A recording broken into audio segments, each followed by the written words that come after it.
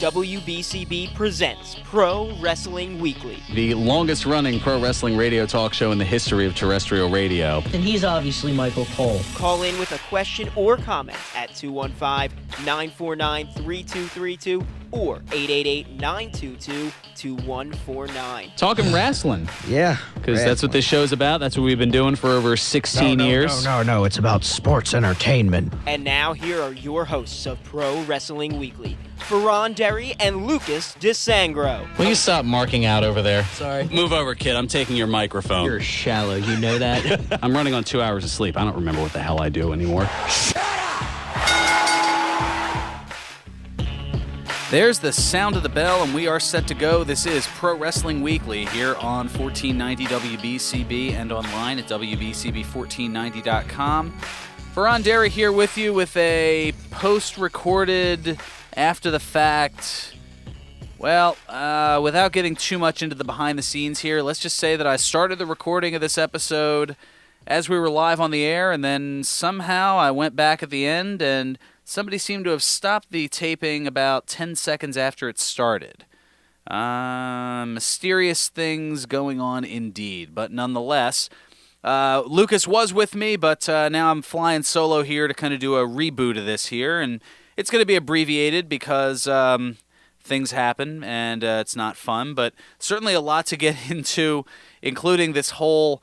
dive scenario, so we're going to get into that here in this very abbreviated, almost like how there's the Raw recap or something along those lines. This is kind of in that same vein. Instead of the full hour show, you're getting kind of a condensed, maybe 15 to 20 minute edition here. So we'll go ahead and get into, all the things here that are going on, including, Psyonix, the creator of the sports action hit Rocket League, and WWE announcing Wednesday a partnership that will provide Rocket League with significant visibility and consumer engagement across WWE's global platforms, including television, digital, and social media, and on WWE Network, the direct-to-consumer streaming service.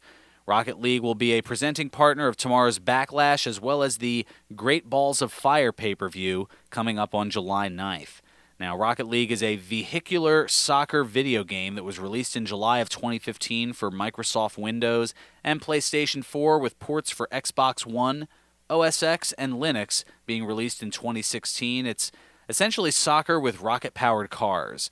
Additional aspects of the partnership include WWE's popular YouTube gaming channel Up, Up, Down, Down, which will dedicate 6 episodes to Rocket League. Up, Up, Down, Down, of course, is hosted by WWE's Xavier Woods. I don't know. Coming from somebody who could barely get by FIFA, I think, the last soccer game that I played was FIFA 2002 with good old Andy Gray on it. Take a boo, son.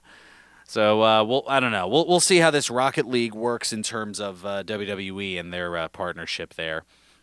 Also, CM Punk's run on the MTV reality show The Challenge began this past Tuesday. Punk, one of the celebrity pros who will face off with past winners of the show. Other pros include Olympic medalist, Olympic medal-winning skier Gus Canworthy, also snowboarder Lindsey Jacobellis, hurdler and bobsledder Lolo Jones, snowboarder Louis Vito, Olympic heptathlete Louise Hazel, world champion surfer Tia Blanco, retired NFL linebacker Sean Merriman, who has a little bit of history with Punk, thanks to the Twitters, and retired WNBA player Candace Wiggins. So there you go, a chance to see CM Punk, including for your boy Twitch over there. Also, some sad news to bring to you. Doug Summerson, who wrestled as Pretty Boy Doug Summers, died on Tuesday at the age of 65. Summers worked in the AWA in the mid-90s as part of a tag team with Playboy Buddy Rose, managed by Sherry Martel, better known as Sensational Sherry. Summers was a 2-time AWA World Tag Team Champion who had a great feud with the then Midnight Rockers. You'd better know them as the Rockers, Shawn Michaels and Marty Jannetty. So condolences to the Summerson family. Also, WWE announcing that Braun Strowman underwent elbow surgery last Thursday in Birmingham, Alabama. During the procedure, it was revealed, among his other injuries, that Strowman's elbow had been shattered, and he is expected to miss up to 6 months of action as a result. Yeesh.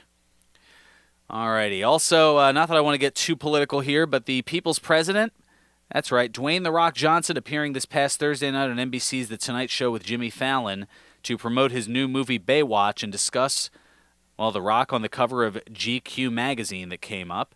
That discussion came up. And in the magazine article, the writer asked The Rock about presidential aspirations, and here's what he had to say, courtesy of NBC. Great photos, but a great article as well. And there's an issue that the reporter brings up, and this is the possibility of you running for president. And people took that. People took that story and ran with that story. I mean, it is bigger than any story. It's still running around. And people, why are people making such a connection or such a big deal about this? I mean, I think, well, this profile came out, and I would be remiss to say that if I didn't mention her name. Katie Weaver is a really brilliant writer, and the story has blown up because it was so wonderfully written, just very, very witty. She was amazing. But in it, as we were talking about, she goes, "Would you ever consider running for president?" And I said, "Yeah, of course I would consider it." And how this surge and the groundswell since then has really been amazing. And I got to tell you, and I'll tell you guys too, I'm so incredibly flattered that there's a national poll that just came out this past week, and by real news channels, like real news channels, real national poll that brought together Republicans and Democrats, and saying that I would beat Donald Trump if we had an election today. Absolutely. To become president. And I've really been blown away, right? And it's so flattering. And I think, you asked the question why. I think it's because, a lot of people want to see a different leadership today, I'm sorry, not different, but a better leadership today, right? A better leadership.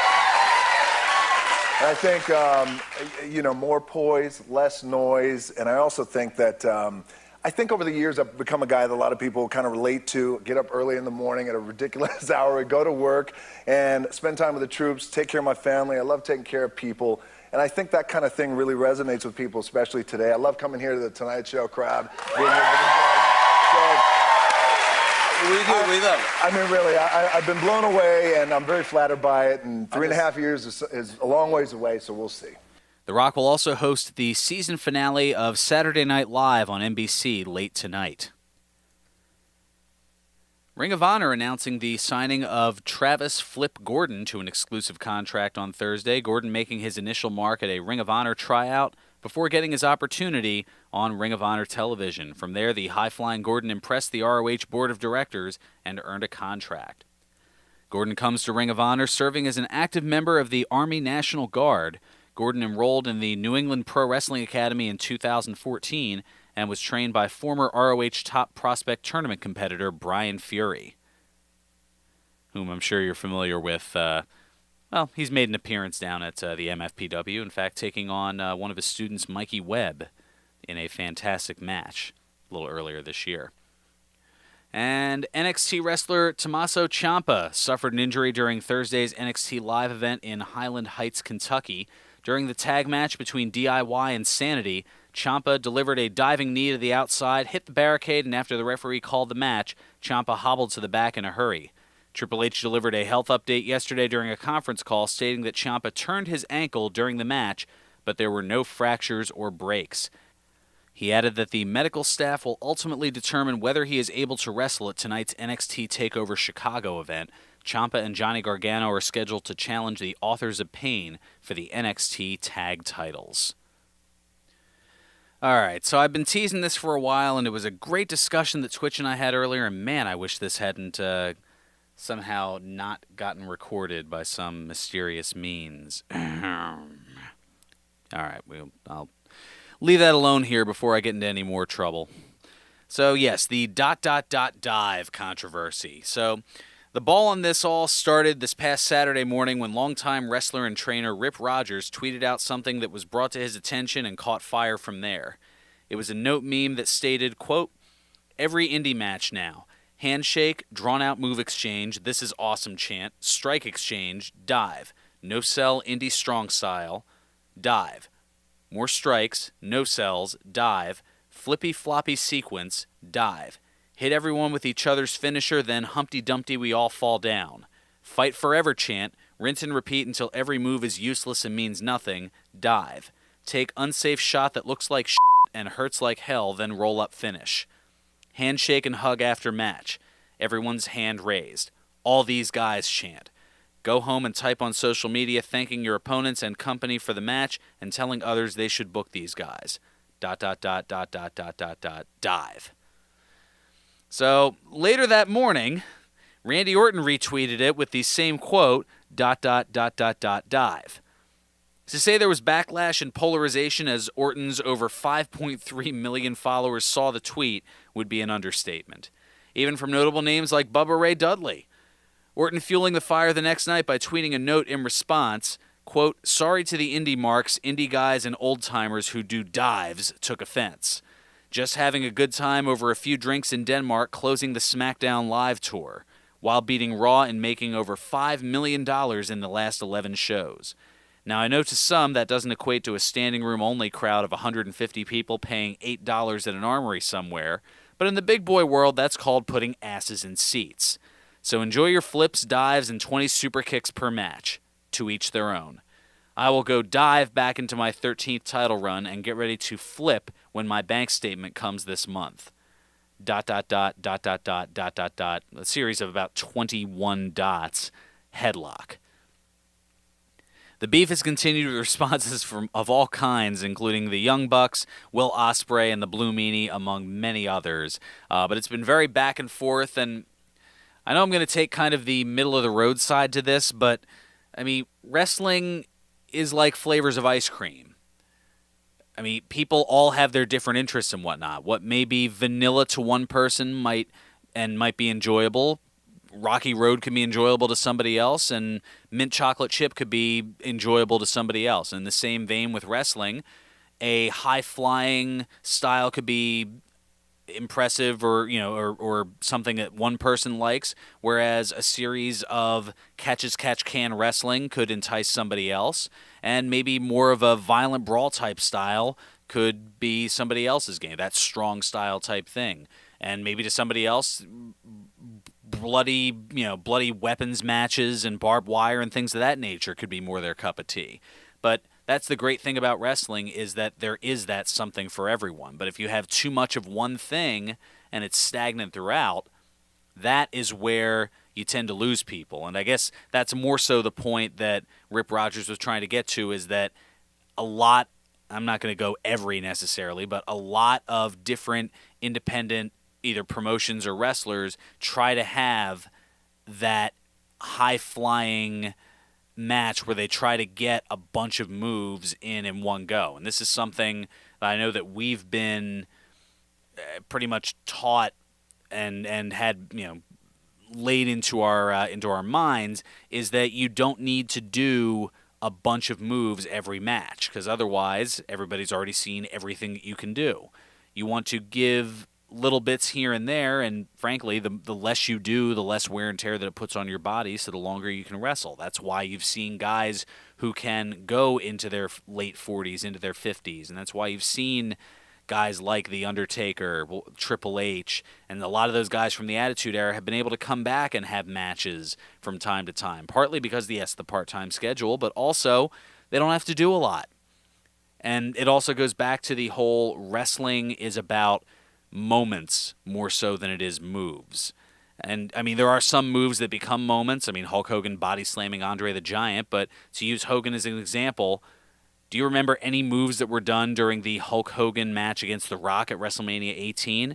No, but you remember that crowd. You remember the stare down that you had between Hulk Hogan and The Rock as the Toronto crowd there in the Sky Dome. Yeah, I know it's the Rogers Center. Sorry, for me, it's still the Sky Dome. As the crowd single-handedly turned NWO Hollywood back into a good guy for that night. And what led on to the nostalgia run that would be down the road. But that was done by the crowd. That's the moment that you remember. You remember Randy Savage and the Ultimate Warrior from WrestleMania 7, their retirement match. You don't so much remember the match, although I'll admit I remember more of it, but that's because I'm a big Randy Savage guy. But you remember afterward the reunion between Randy Savage and Miss Elizabeth and the tears that were shed by everybody. I mean, I'm getting a little emotional just talking about it. But pretty much what they're both kind of preaching in this case is that give the moves more meaning and you won't have to do as many of them. And that's something that I know I stand by, and I'd like to think that a lot of people would as well. And that way you can see your wrestlers for a longer period of time. Maybe if there weren't as many moves done by Daniel Bryan, he wouldn't have been in the physical state that he is, that he's not either being allowed to or medically cleared to wrestle, whatever the case may be. You'd be able to get a little bit more longevity out of his career than seeing him retire at the age of 34. I don't know. That's just my take on it. I know everybody's going to have their various takes on it. Now let's get into the predictions certain to go wrong. We've got the Backlash pay-per-view coming up tomorrow. Firstly, you've got the kickoff match, Ty Dillinger and Aiden English. I'll give you Lucas's picks as well. For this one, I'm going with Aiden English. Lucas, meanwhile, is going with Ty Dillinger. Also, Luke Harper and Eric Rowan, the colliding of the former Wyatt family members. I'm going with Luke Harper, and so is Twitch on this one. Also, Sami Zayn against Baron Corbin in a one-on-one match. I'm going with Corbin, and so is Twitch on this one. We'll see how that plays out. And Shinsuke Nakamura against Dolph Ziggler. This is going to be one where the fans will win. No, realistically, though, both Lucas and I are going with Shinsuke Nakamura on this one. Then there's a 6-woman tag team match. Charlotte Flair, Becky Lynch, and Naomi against Natalya, Tamina, and Carmella. And for this one, well, I'm going with the Welcoming Committee. Natalya, Tamina, and Carmella. Lucas, meanwhile, picking Charlotte, Becky Lynch, and Naomi. And then the titles. That's right, we've got 3 of them. Firstly, the U.S. title, Kevin Owens and AJ Styles for the United States Championship. I'm going with Owens winning and retaining, and so is Lucas. We're agreeing on that one. And then, of course, the tag titles for SmackDown, the Usos against Breezango. We're both going with the Usos to retain here. Sorry, Fandango and Tyler Breeze. And finally, the WWE Championship, Randy Orton defending against Jinder Mahal, and we're both thinking that Orton will retain. And we'll see how things work out with that. A couple of other things to note here. George's Cards and Collectibles, they've got more signings coming your way, including Saturday, June 17th from 10:30 to noon. Phillies catching prospect Jorge Alfaro will be at the Neshaminy Mall Sports Cards and Collectibles show, plus 2 wrestlers appearing on Saturday, July 8th, both from 11 a.m. to 1 p.m. Former WWE stars King Kong Bundy and one half of the Vaudevillains formerly known as Simon Gotch. George's has 2 locations for all of your cards and collectibles needs. Their original store at 7755 New Falls Road in Levittown, as well as in the Neshaminy Mall in the movie theater wing. For more info, go to georgescollectibles.com and follow George's Cards and Collectibles on Facebook. Plus, music, surprises, peaks, and more this weekend at the Broken Goblet Brewery, 1500 Grundy's Lane in Bristol, PA, where tonight, returning to the Broken Stage, the mighty Sherwood Brothers. You definitely want to arrive early for a seat for that one. Also, tomorrow, it's Twin Peaks Celebration Day. Enjoy cold bottles of Diane for $8 and some other surprises. Log Lady approved. That's right, it is a damn fine cup of coffee stout. And if you want a lighter beer, we'll try the Goblet's Pineapple Sweet Stash, a refreshing wheat beer brewed with pineapple Kona tea. Just a few reasons why it's always a good time at the Broken Goblet Brewery, 1500 Grundy's Lane in Bristol, PA. Broken Goblet Brewing, the semi-official brewery of Pro Wrestling Weekly. Please enjoy responsibly. Also, we're heading out of here, or we've already headed out of here at this point. The MFPW returning to the world-famous Monster Factory at 541 Mantua Avenue in Paulsboro, New Jersey tonight, where Nick Camarado defends the MF Live Championship against 6'7", 265 pounds of the Beast Cartel's Josh Briggs. Plus, Ring of Honor's Punishment Damian Martinez will be in action. See LSG, Paid in Full, Gabby Slays, Riley Shepard, and more tonight at the MFPW Arena, 541 Mantua Avenue in Paulsboro, New Jersey. Tickets available now at eventbrite.com. If you buy front row seats, you'll get a locker room tour at intermission. Make sure to check out the MFPW and all things Monster Factory on Facebook, YouTube, Twitter, and Instagram, plus at monsterfactory.org. And check out past matches, bios, bloopers, and more at the mfnetwork.com.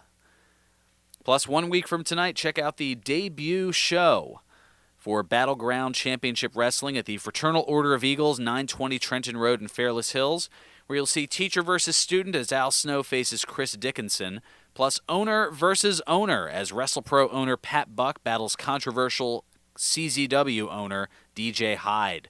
Plus, the battle for who's the biggest and the baddest as former NXT star Bull James takes on 400 pounds of Impact Wrestling's Fala Ba. And in tag team action, the high-flying Grayson brothers face Valerio Lamorte and Maxwell Jacob Feinstein. All this and more on Saturday, May 27th, live from the Fraternal Order of Eagles on 920 Trenton Road in Fairless Hills. There's a meet and greet at 6 with a 7 o'clock bell time. Get your tickets now at battlegroundcw.com. That's going to just about do it here. Let's take care of, of course, today in wrestling history, we'll do it live. On this date in 1996, WCW Monday Nitro aired live from Monroe, Louisiana, where in the main event, the Giant pinned Arn Anderson. Also on this date in 2001, the WWF held its Judgment Day pay-per-view, where in the main event, Steve Austin pinned The Undertaker in a no-holds-barred match to retain the WWF World Heavyweight Championship. On this date in 2007, WWE held its Judgment Day pay-per-view. In the main event, John Cena defeated the Great Khali by submission to retain the WWE Championship. And finally, on this date in 2012, WWE held its Over the Limit pay-per-view, where in the main event, John Laurinaitis pinned John Cena in a no-count-out, no-disqualification match. That's right, I'm sure you remember that one. And finally, we've got birthdays. 1 plus 2 Brucey bonuses. On this date in 1969, Brian Gerard James was born. The current WWE producer, former 2-time NWA World Tag Team Champion, WWE Hardcore Champion, as well as former Intercontinental Champion, and 6-time WWE Tag Team Champions of the World. That's right, better known as the Road Dogg Jesse James, turns 48 today. And in the Brucey bonuses, on this date in 1946, Sherilyn Sarkeesian was born. The singer and actress who has sold 100 million records worldwide and had a #1 single on a Billboard chart in each decade from the 1960s to the 2010s, including I Got You Babe, Gypsies, Tramps, and Thieves, Half-Breed, Dark Lady, If I Could Turn Back Time, Believe, A Different Kind of Love Song, and Woman's World, better known as Cher, turns 71 today. And on this date in 1949, David William Thomas was born. The Canadian comedian and actor best known for portraying Doug McKenzie on SCTV, as well as in the film Strange Brew, turns 68 today. Happy birthday out there, hosers. All right, that's going to do it for me. I wish you could have heard the live version of it, but again, extenuating circumstances. Well, they kind of caused that thing to happen there. Well, at least allegedly. But that's going to do it for me. Stay tuned next week for more hilarity, hijinks, and more on Pro Wrestling Weekly here on 1490 WBCB and online at WBCB.